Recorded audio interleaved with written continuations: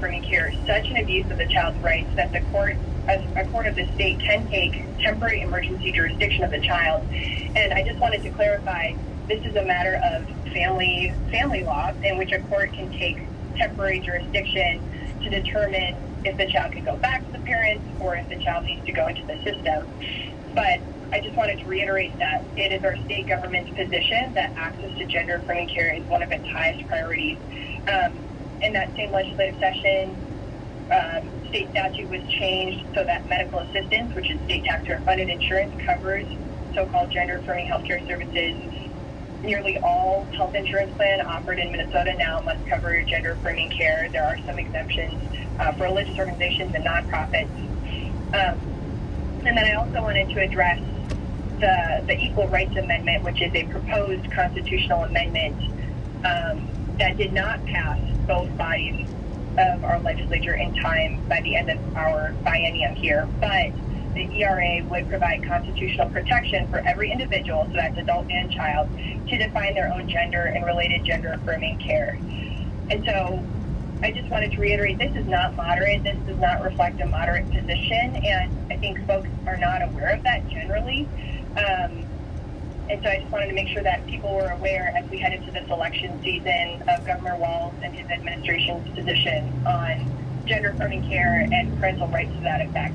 Yeah, Rebecca, that legislation that enables the state to kidnap children if parents don't want to give their children cross-sex hormones or mutilate their bodies through surgery that's reason enough. I mean, that is red flag galore. Right. The fact that was Governor Walz's position in the state of Minnesota.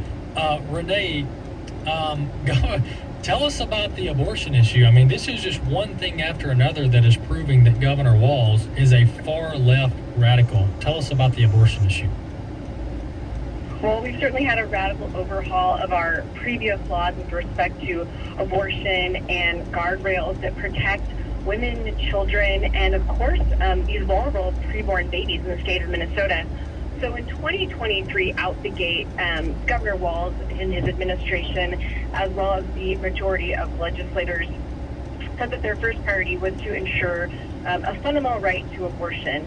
And so in 2023, the legislature passed a bill that was signed into law in which a fundamental right to abortion with unfettered access to abortion on demand on the taxpayer's dime ended up becoming one of our new laws. That is abortion up to birth for any individual. So this walker also includes minors.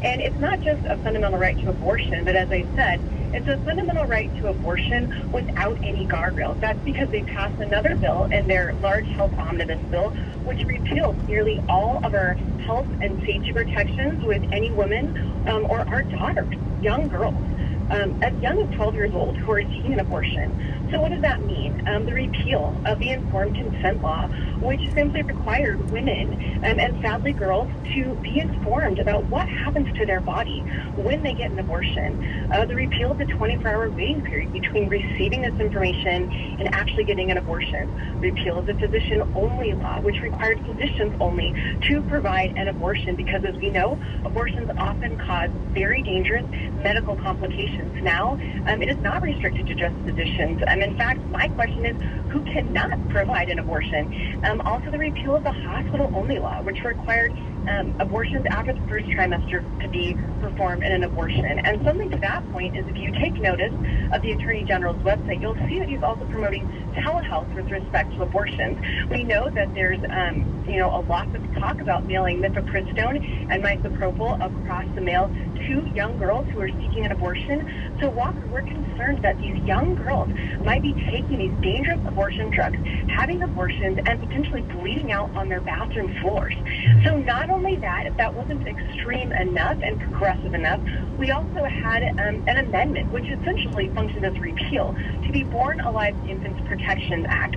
So the Born Alive Infants Protection Act was passed in 2015 and required medical professionals to provide life-saving care for infants born alive who survive an abortion. Well, that language was amended. So instead of preserving the life of the infant who is born alive, now the statute simply requires comfort care. And Rebecca and I were in that hearing. We were there. We testified and also listened to the state legislator, who is an EMT, say that comfort care is definitely different than preserving life-saving care. It's different from respiratory care.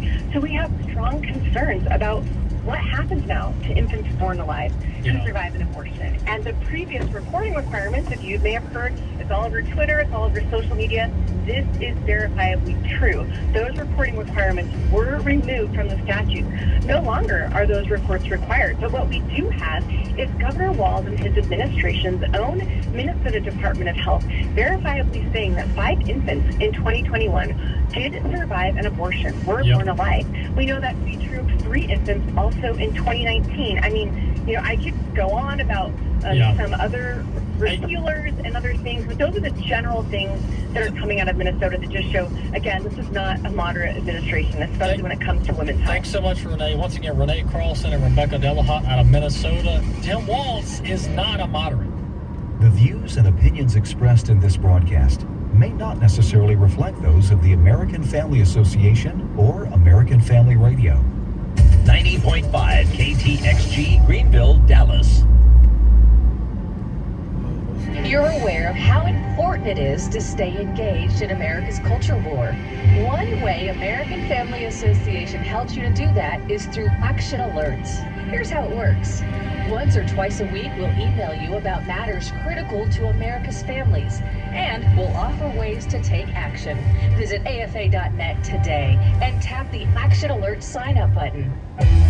This is American Family Radio, a listener-supported ministry of the American Family Association.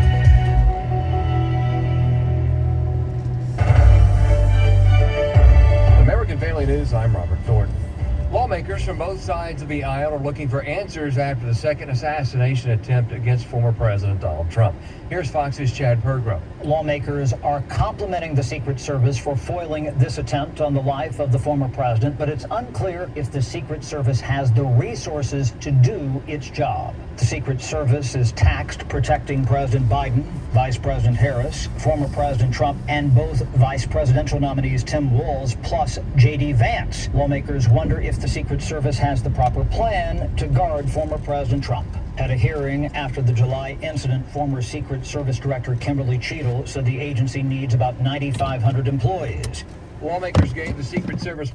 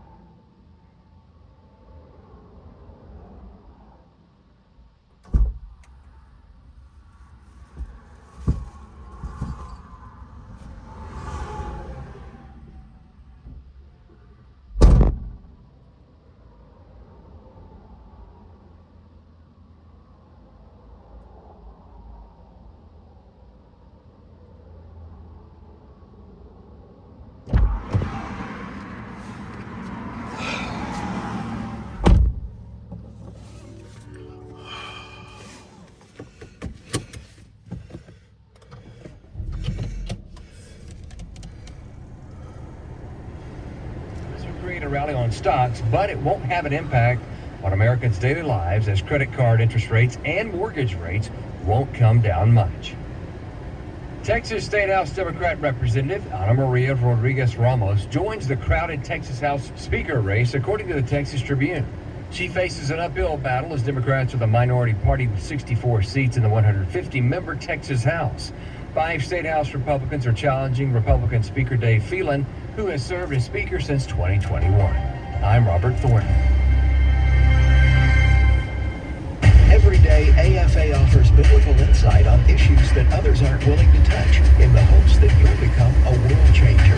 That's why we're offering an in-depth worldview training course called Activate. 13 different professors teaching 18 sessions, all available online, including a printed workbook to help you apply what you've learned and 1-year access to AFA streaming content to give you even more resources. Find out more about Activate and sign up today at activate.afa.net. Hello, and welcome to the Dr. Nurse Mama Show, prescribing hope for healthy families here on American Family Radio. Here's your host, Professor, Pediatric Nurse Practitioner, and Mama of 4, Dr. Jessica Peck. Well, hey there, friends, and welcome to my favorite part of the afternoon, getting to spend time with you, finding hope for healthy families. We need it. You're looking for it. I'm looking for it with you, and together I'm confident we are going to find it. And today we're talking about a topic that is very near and dear to my heart. That is parenting. We spend a lot of time talking about parenting, but listen, don't despair. If you're not a parent and you're listening and thinking, I'm not a parent, or my parenting ship has sailed and my kids are grown, hey, it is never too late to invest in your parenting journey. And it's never too early. You never know what the Lord will bring for you. And in this age of information overload, it has never been easier for us as parents to get advice on child rearing. Listen, we are getting advice even when we don't ask for it.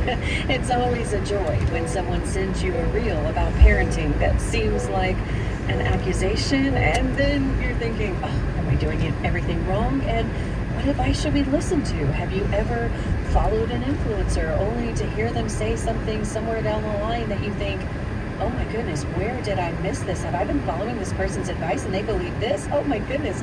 There are so many styles. There are so many views. You can get so many conflicting approaches to parenting, saying we should be authoritarian, we should go back to old school. No, we need to do gentle parenting. What is the truth? How do we navigate this? Well, we've got some hope and some guidance for you in The Flourishing Family, a Jesus-centered guide to parenting with peace and purpose. We have Dr. David and Amanda Erickson, who are proposing a fresh approach.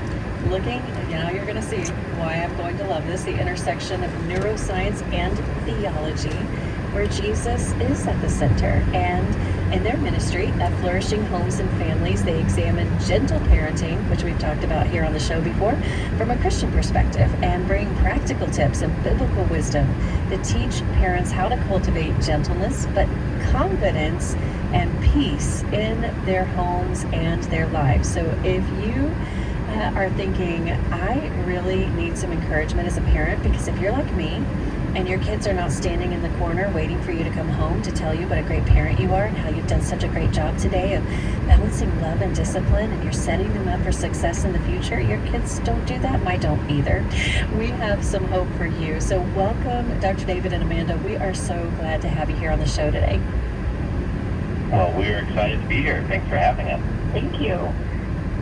Well, there is no perfect formula to parenting, so we need to put that on the table right here. We are not going to be able to tell people how to do it all exactly right, but it is possible to move toward principles that align with the character and values of Christ, and that does change the way families are operating in the day-to-day. So I would love for you to share just a little bit about your story and how you arrived at this ministry of helping families flourish.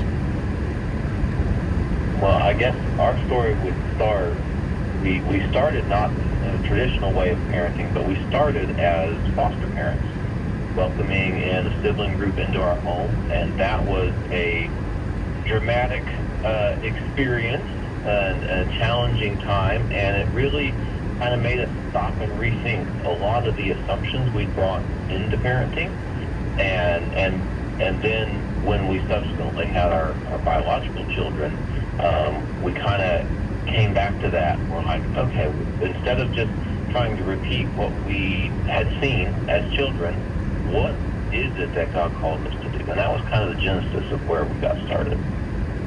Well, your book is Yeah. rooted. Oh, go ahead, Amanda. Yeah, go ahead. We'd love to hear from you too. So I was just going to add on to that about sort of the beginning of our ministry, that we started sharing with our friends, our local community, and on Facebook about, what the Lord was teaching us, about how we were really wanting to approach our relationship with our children with trust as one of the foundational principles.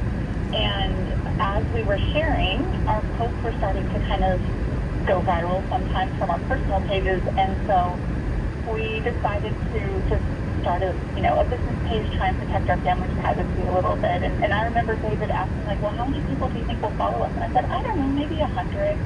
And it grew exponentially beyond that, because there's such a desire for Christian parents to really reevaluate maybe some of the things that they experienced or were taught as children, and view it through the lens of Scripture and through the person of Jesus Christ.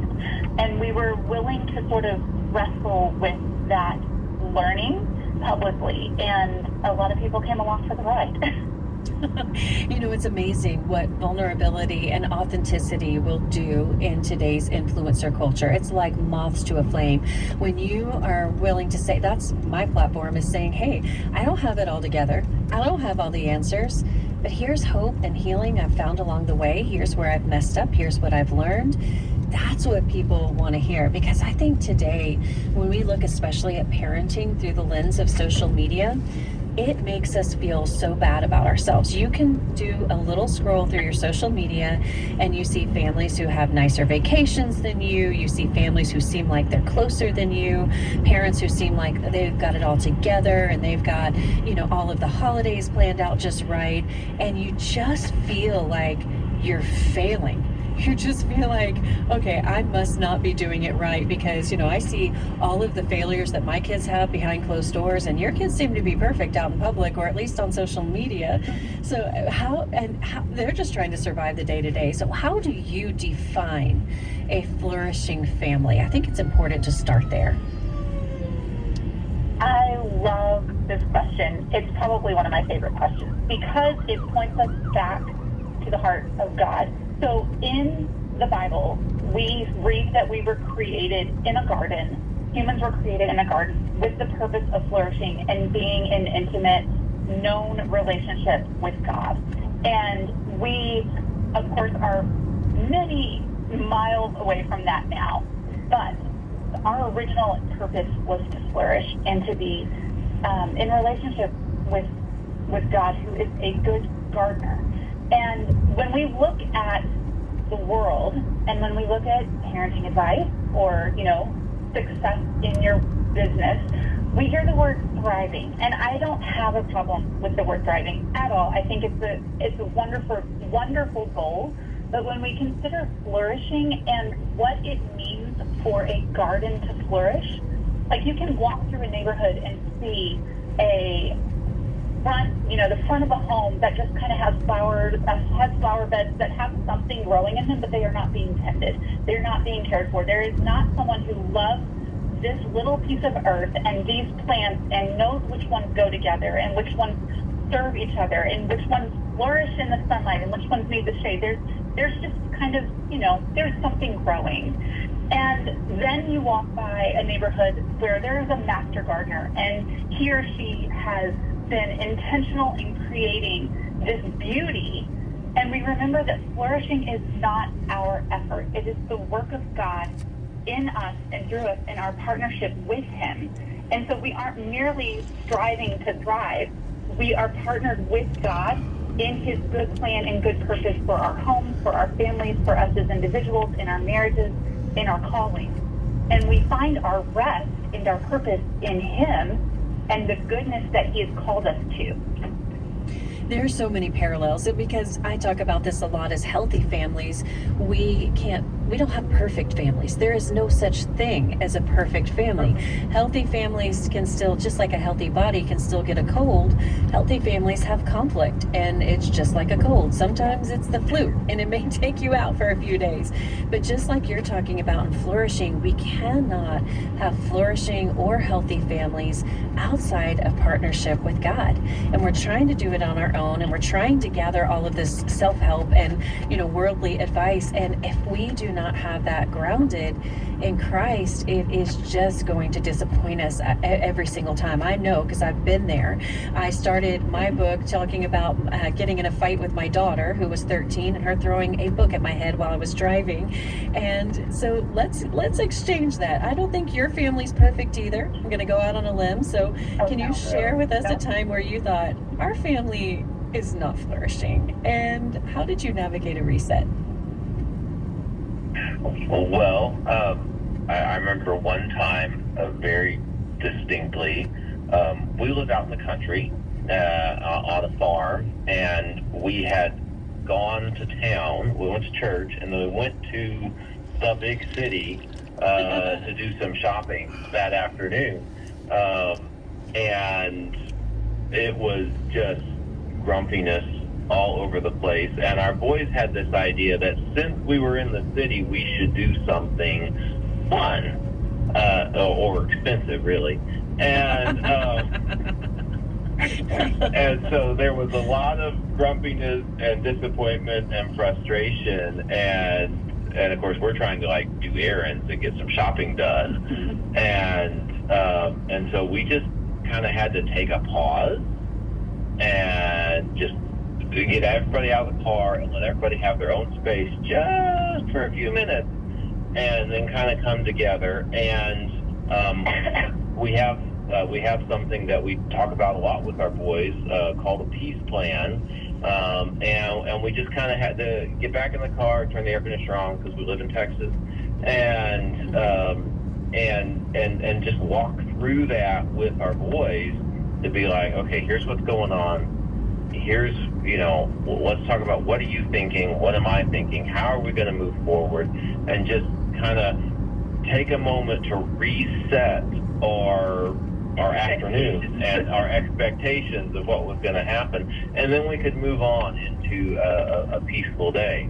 And so that's something we could do. Now, our kids were in grade school by that point. It's a little harder when they're preschoolers and toddlers to do that in a parking lot. Right. But yeah, that's a lot of times to get things reset. It's taking a pause and trying to get out of that situation and connect with our child and say, okay, how do we move forward from here? And the older they get, the more input they have in the how part of moving forward. We're both laughing about it now, but I guarantee you we were not laughing about it at the time. We can laugh about it now, but in the moment, when you see just the humanity of everyone in your family. I mean, I have had a parking lot conflict like that before, and it is just very humbling. I mean, just humbling. And here's the reality check that you give to readers. Our kids are like mirrors reflecting our own immaturity and weaknesses. And I could not agree with this more, because so many times when we see character traits in our kids that are undesirable, unattractive, and we so focus on fixing them, we've got the mirror backwards. We want to fix them so that we can see a good reflection of our parenting. And we want to put that burden on our kids to do that. But really, it is incumbent on us to provide a good reflection for them to navigate. And so if you are feeling like, your kids are acting like with the way your kids were acting in the parking lot and in the car, and the way my daughter was acting in the car, obviously the car must be the defining characteristic here when we're on the go. I really had to take a good look in the mirror and think, I am not modeling healthy coping skills to her. I am not, and that's not always the case, but that is often the case. Yeah. So we're just about to go to a break, but just in a little minute preview here, tell us how we can lean in closer to Jesus' teachings and see that as a moment of humility and learning. Oh, in 1 minute. Well, I know. Just give a preview, give a teaser, and then we'll come back. I would say a part of it is in those moments when, even if we're doing everything right and our kid is responding in everything wrong way, okay, but still we want to keep that Jesus-centered view of who this person is, even in this moment of misbehavior, of great challenge, of sibling conflict, whatever it is that is the struggle we have going on right now. Even in the midst of that, we want to keep this view of this little person in front of me is made in the image of God. They are God's gift to my family, and I am going to try to disciple my child, however small or big they are, through this so that we come out the other side with Easier as the focus of our Easier said than done, but we'll dive into it more. Don't go away. We'll be right back.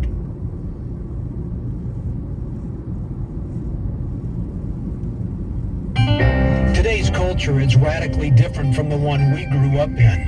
Our children are being bombarded with sexual images and suggestive innuendo. So what can parents do to fight against the cultural leanings toward inappropriate sexual activity? Hi, I'm Mark Gregston with Parenting Today's Teens. The sexualized culture means one thing for parents. Mom and dad, start those conversations with your teens early. Sit down on multiple occasions and discuss appropriate behavior with the opposite sex. You may think you still have a few years before you need to bring up the topic with your child, but you don't. Help him understand the lines he shouldn't cross. There's no question that your teen will struggle with the allure of sex, so prepare him ahead of time to deal with the struggle of remaining pure in a hypersexualized culture. For more parenting tips from Mark Gregston, go to parentingtodaysteens.org. If you've ever been in a health crisis, or maybe someone in your family was dealing with one, you know it can be one of the most challenging and even lonely times in life. And in that moment, when you have a difficult path to walk, you don't have to walk alone. That is what MediShare is all about. It really is sharing, not just each other's medical bills, but each other's cares. It is a community of like-minded believers who can pray for you and support you every step of the way. MediShare is the affordable, reliable alternative to health insurance, but it's about so much more than that.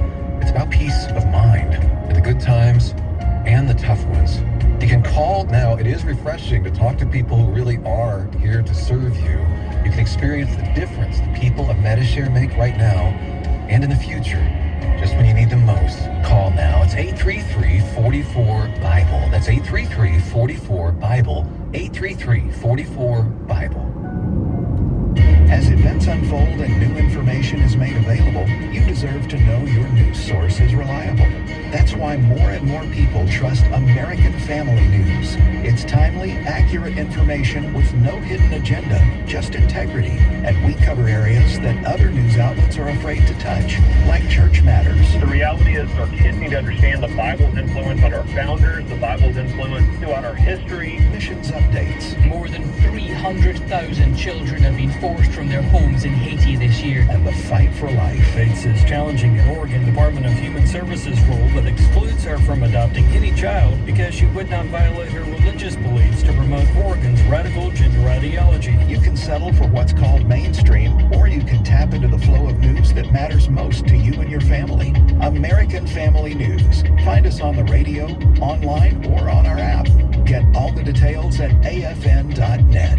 afn.net. And let me tell you, as a mom, I definitely feel like I've lost my soul a few times. I know that is not the truth, but we don't want to gain the whole world. And when we're parenting, we don't want to have our kids be athletically successful and academically successful by being spiritual failures and not flourishing in their soul. So today we're talking about just that thing. We're talking to Dr. David and Amanda Erickson, The Flourishing Family, a Jesus-centered guide to parenting with peace and purpose. And David, before the break, we were talking about the concept of our kids mirroring to us our own imperfections. And there are a lot of parents who believe that their children's behavior is a reflection on them. So how do you respond to that?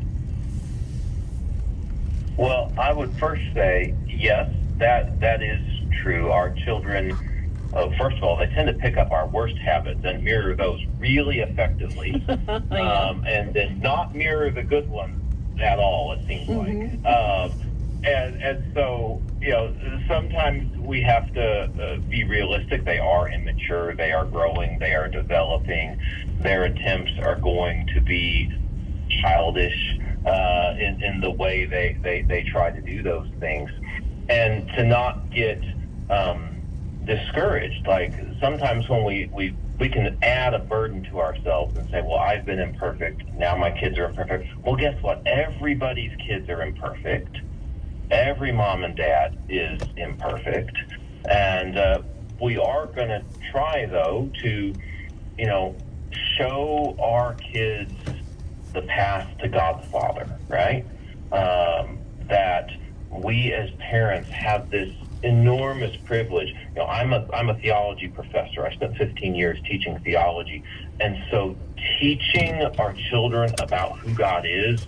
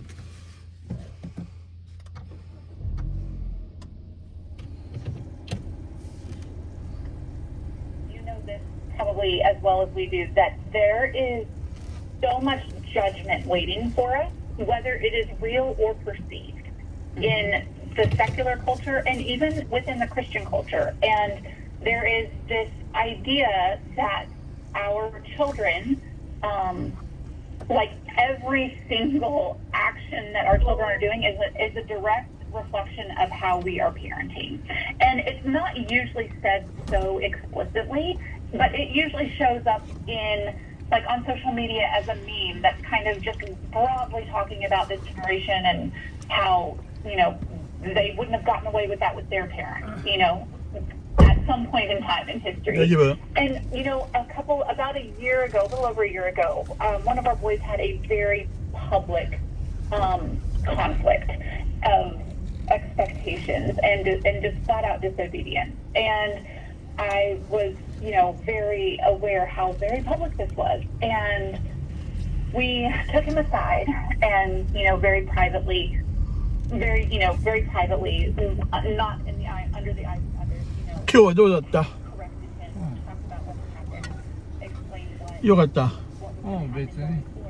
and I was just like eating on the inside スチーム、サウナ、 in front of everybody, and I was driving home that evening and シャワー浴びたね。 the Holy Spirit told me very 多かったスチームは。 it's not his job 多くない。 and スチーム動いてた。動いてて。 like the Holy Spirit was gentle and kind with me, but it was kind of a sucker punch. And my ここは綺麗だね。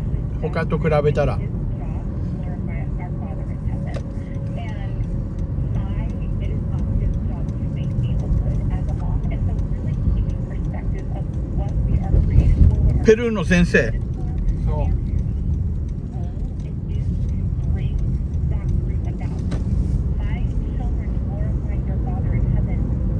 人数多かったの今日は。20人ぐらいいたよ。ああ、じゃあ結構いたんだね、そしたら。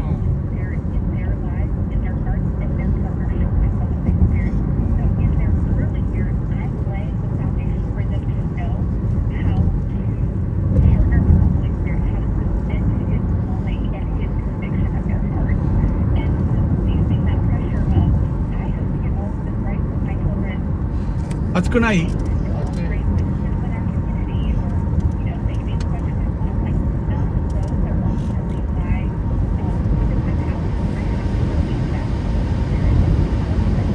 風いってんね。今来た。どれくらい待った？ 30分ぐらい。30分。初め出てきたの？今日は。今日外に出たの？今日は終わったら外に出たの？車探しに行ったよ。ああ。いないからさ。うん。サンドイッチ全部食べた？残ってるよ。ああ、残っちゃった。どれくらい残ってんの？半分ぐらい。半分？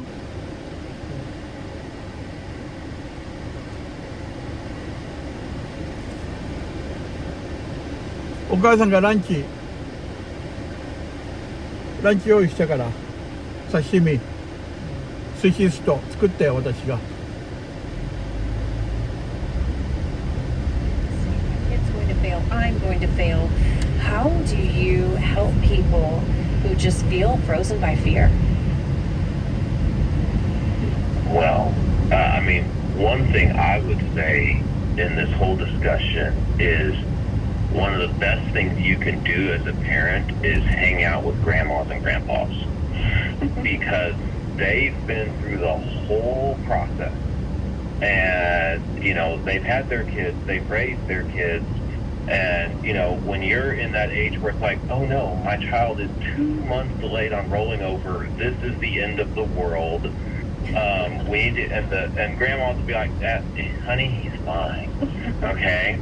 He'll do it when he wants to, and just having that perspective of people who have walked through it is so helpful. I mean, this is part of what I think, you know, as Christians, the body of Christ, the local church, bringing people across generations together is so helpful for young parents, and having those people that walk alongside you is just so beautiful, and keeps you out of that isolation where you get in where you're just scrolling and everything looks perfect, and it's like, no, out here in the real world, life isn't perfect. Houses aren't perfect, kids aren't perfect, and it's okay.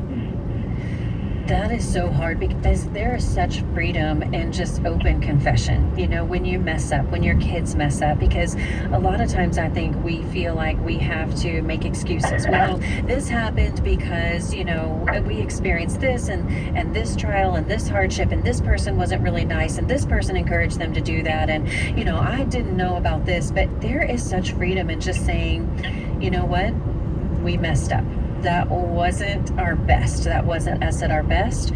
And this is what we've learned from it. And we're going to apologize to the people we need to apologize to. We're going to make restitution wherever we need to make restitution. And we're going to carry this forward and find a path of grace and hope and know that this is not the end of the world. And one of the things that you write about in relation to this, and I love, David, you're talking about grandparents, because sometimes, you know, parents will say, well, my parents don't understand this world. They haven't been through social media. 今日知ってる人と会った？ジムで友達知ってる人と会った？2人いて。ああ、挨拶したの？したよ。Character traits that maybe you've forgotten about as your kid. Like, remember when we were struggling with this and you made it through, you'll be okay. But you write about our deep need for human connection and our attachment styles, and the heart of parenting with peace and purpose is trust-based obedience. What does that mean? We're looking at each You're other. flipping a coin. Flipping a coin. Okay. I mean, so obedience, this is one of our, there's this beautiful verse in Ephesians chapter 6, children obey your parents. It comes with a promise. Like, this is what Paul tells us. This is the first commandment that has a promise. And so, I want my children to inherit this promise, right? That it will go well with you. And as an adult, those that have maturity, those that have a bigger perspective on life, because we've walked life a little bit longer, we can help our children. And so, that is the call, is to nurture obedience in our children. But at the same time, we want to nurture that obedience in two ways. One is that we want to nurture it in pretty much the same way Jesus nurtures obedience in his disciples, the way God nurtures obedience in us. And that is, different than just demanding that you must do the thing I just said because I'm bigger or because I can make you do it. There's more to that relationship, and I want to encourage parents to build that trust in, so that when we say it's time to do this, our kids, in their teenage years, they're going to roll their eyes, and then they're going to do it. Okay, and when they're 2, they're going to say no, and then we're going to help them learn how to do this thing. And then the second part of that is, this is a verse, other verses talk about honor your father and mother, okay? What we want to encourage is this trust-based obedience, so that you're nurturing a long-term relationship that is going to lead to honor. Because, I have children, I'm well into my 40s, but yet honoring my dad, hearing his perspective, and my mother is something I still value so much because of that trust-based relationship that we have, that they nurtured when I was a child. Yeah, in our book we write about how obedience is for a season, but honor and influence have the potential to be for a lifetime.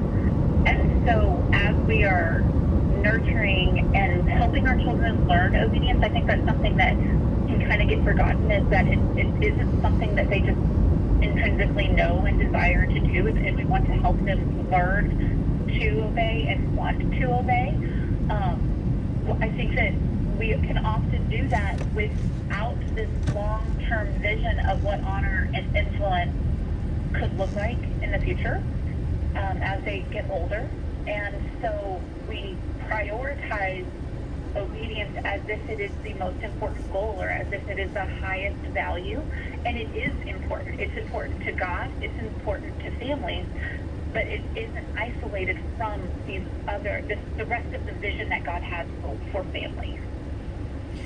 Well, it's been often said that rules without relationship lead to rebellion. And we know from science that very strict parenting styles that are authoritarian in nature, just my way or the highway, you do this, that those kids do have higher risk of anxiety, of depression, and rebellion, of adopting risk-taking behaviors. And so I really appreciate this perspective, in that we can't just demand obedience and use this Bible verse as a club. Like God says it, you have to do it right now, we demand it. But the flip side of that is really interesting, in thinking that you can't really demand honor either. If that trust-based relationship is not there. I know a lot of adult children, and frankly, transparently, I would be one of them, who agonize over this verse, because you think, obey your parent, that's for a season. There is also scripture about when you start your own family, you leave your father and mother, and that marriage relationship is there. And so I think, when we say, obey your parents in the Lord, that is for a season. But when we're honoring them, and we're honoring our parents, we're honoring them with our life by trying to raise our kids to love God. Honor is not the same thing as worship. And I think sometimes that can be hard for some families. Well, listen, these are tough concepts that we are talking about. But when we come back, I want to talk about the balance of holding on and letting go. And I see a lot of parents, we always see this pendulum in parenting, and I see a lot of parents, frankly, who are holding on a little too tight. Let's talk about that when we come back on the other side of this break.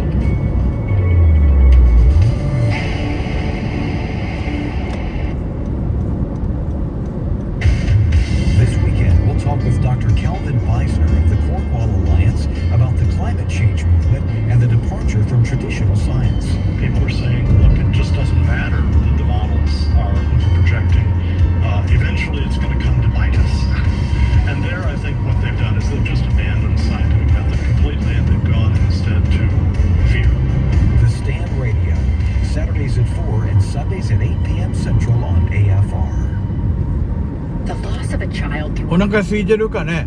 空いてない。朝残ってたサンドイッチは食べてきたの？朝。一つ半だから食べた。あ残ってるのを全部食べて、うん。新しい今日もらったやつは半分ぐらいで。ああ。でまたお母さんが持ってきたから寿司。だから寿司飯作って私が作って置いてあるから。で寿司は冷蔵庫に入れたから腐るか寿司は食べるよ。ら。うん。美味しいもん。で寿司とあと寿司飯も私作ったから。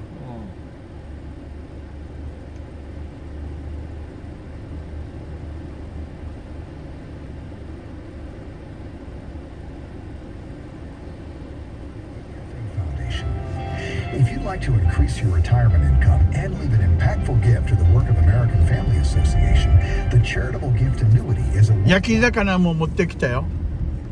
焼き魚、お母さんが。何の魚？わからん、サバじゃないかね。切り身。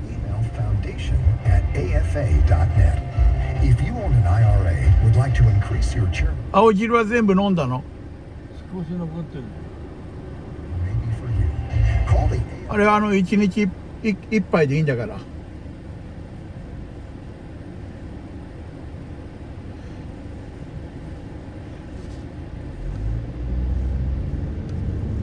My mother passed away last year, and before she passed, she said, "Don't you listen to AFR?" And so now I listen to AFR. We'd love to hear your story. If you've ever been encouraged, informed, or helped by what you hear on American Family Radio. We have been staying in tune to what's happening in our culture, and it helps us to see the biblical views. Call us at 877-876-8893. Leave a 1 or 2 minute voicemail and tell us your AFR story. That's 877-876-8893. I've just been really blessed by AFR just because it's a way to surround myself with God's Word and with His truth. And then join us for Share-a-thon, October 8th, 9th, and 10th on American Family Radio. God only knows. God only knows what you...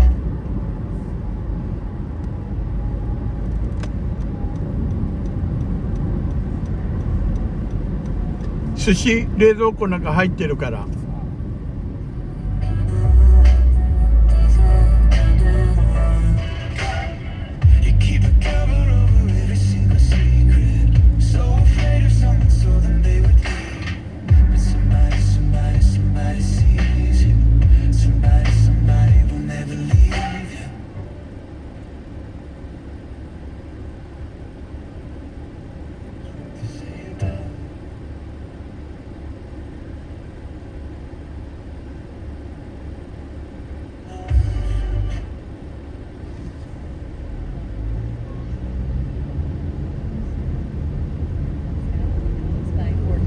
And country, and the words of that song are "Somebody sees you," and that person who sees you today is me and my guests, Dr. David and Amanda Erickson. They are authors of The Flourishing Family, a Jesus-centered guide to parenting with peace and purpose. Listen, I am seeing today parents who feel so much trepidation, so much fear of failure. I think the universal question that most parents ask is, are we messing up our kids for life? Are we doing the best that we can? And ultimately, that's not going to be enough.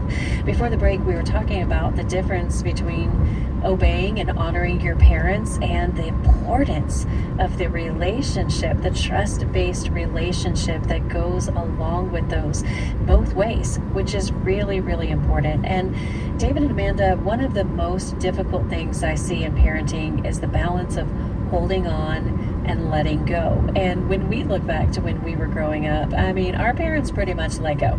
We were free range. We were to be back when the street lights came on. We drank from the hose. They didn't know where we were. There was no geo-tracking. I mean, there was a pretty hands-off parenting approach. But what I'm seeing now is a holding on movement where parents are holding on so tight.